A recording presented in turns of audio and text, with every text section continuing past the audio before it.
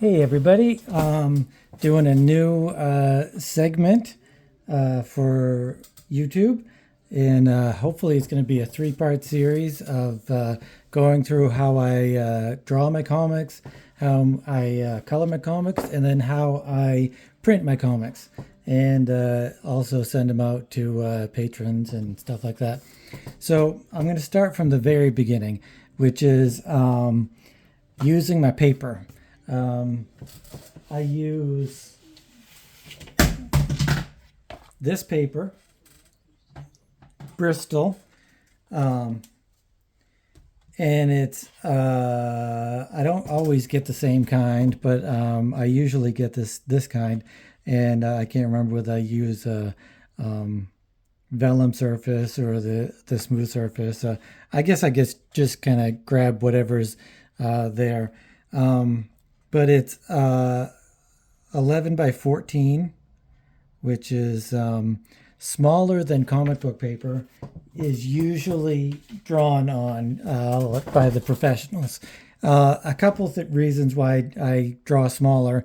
It's cheaper. Yeah, you don't have to either get 11 by 17 Bristol or buy special comic book paper. So I just kind of do this and I roll it up. What I do is when I'm rolling up my pages, I use my a pin to pin my marks, and so I don't have to measure it every time. I just have to go from pinhole to pinhole, which maybe that's kind of crazy or stupid or whatever.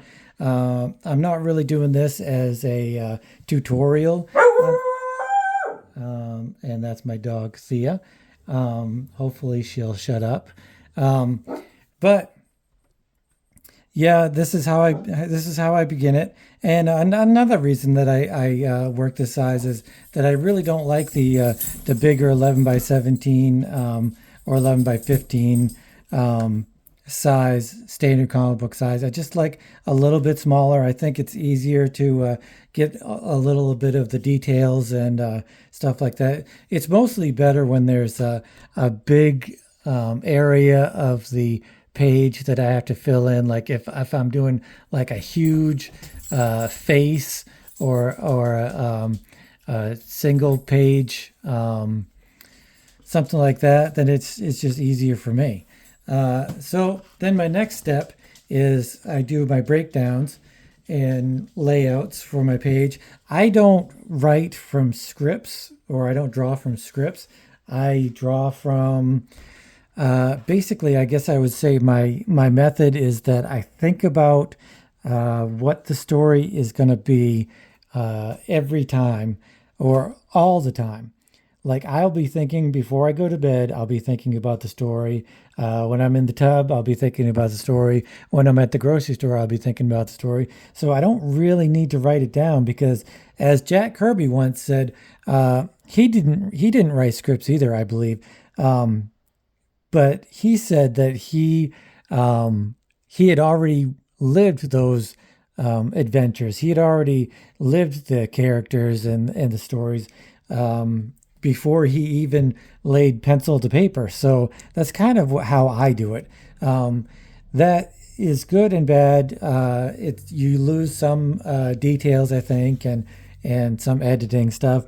But I think it helps me because I kind of get bored with stories, which is why I do what I do with Random Access, where I do 10 pages a month, rotating three different stories. So I'll be doing three different stories in 3 months and not be getting bored with each one of them because I'm only doing them in 10-page segments.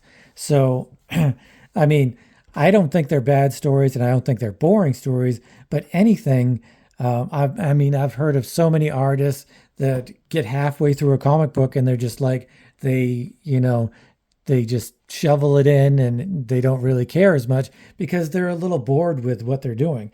And doesn't matter what it is that they're working on. It's a fact of life that if you keep slogging on something day in, day out, then eventually you're going to get a little bored. Um, so here was this is issue 16, I think, of Random Access, which is the continuation of Cyrene. Yep, it'll be 16 because every third issue is a Cyrene story. And so it comes right after this one. So I had to go back, and this one is this month's Random Access.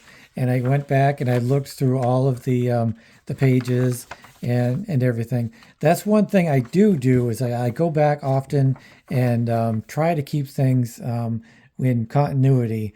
It's very hard, but like eye colors and shirt designs, shirt colors, all that kind of stuff. I guess just kind of try to keep continuous, continuous.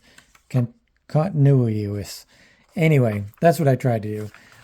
So the last page of this story was Dina flying off of the tower, and they're being attacked by banshees, and they're trying to get away from the banshees. And she's trying to carry her friends, so she jumps off the tower with her two friends, and she doesn't think that she can make it, and she finally does. So it's like a revelation of her own abilities and what she's willing to do for her friends and stuff like that. I'll be going through Cyrene storylines in other episodes of my stuff. But so yeah, this is how it ends. So the next issue is, how did I want it to do? I could have done a full page spread and had them flying, but I could have done an establishing shot of where they are. They're in the forest and in the sky, but I didn't really want to do that. I kind of wanted to get in close with the characters, which I really didn't get as close as I'd like, but I really wanted to show her wings a little bit, and I really think a strong profile in the air is an important aspect of the layout of your comic panels. So what I wanted was I wanted a strong panel at the top, and then an action panel down here, and then a kind of an information panel for the third one. So what I was doing was there in the sky, down below, hopefully this all is visually appealing and will be, everybody will understand it. It's not confusing. But under here is those same fish people. So I had to go back to issue 1 of Cyrene, and I looked up the fish people and see what they look like and everything. So I went back and looked at the reference from that for the fish people, and also the reference for the last issue of where I wanted to go. And I have a strong idea of what I want for the story. So I could have put this into 4 panels, but I feel like the strong first panel is kind of your establishing shot. Your establishing shot is them. That's where it is. They're in the sky. So, and then the action, or the leading up to the action, is these water creatures here, the fishmen, or whatever you want to call them, that attacked Cyrene and Adrian in the first issue. Then it goes to this. So this is kind of an establishing shot as well for the fish people. And then the action shot, I guess this could have been better if he'd been pointing that way. But he's pointing at them, which is good. If he'd been pointing towards the next page or off the panel, that probably would have been good too, because it kind of goes back into a circle instead of going on to the next page. But I kind of liked the design of him looking back at them. You can kind of tell that that's where he's pointing and that's what he's doing. So I have the establishing shot of the fish people, and then I have the action of what is going on here. So then I did this next, a little bit of this page, and he's repeating what happened in the first page. And what I wanted here was another repeat of the action to kind of establish what is going to happen. And you see the fishman pointing up at Cyrene and Dina and Adrian, and they're flying, and they get worked up.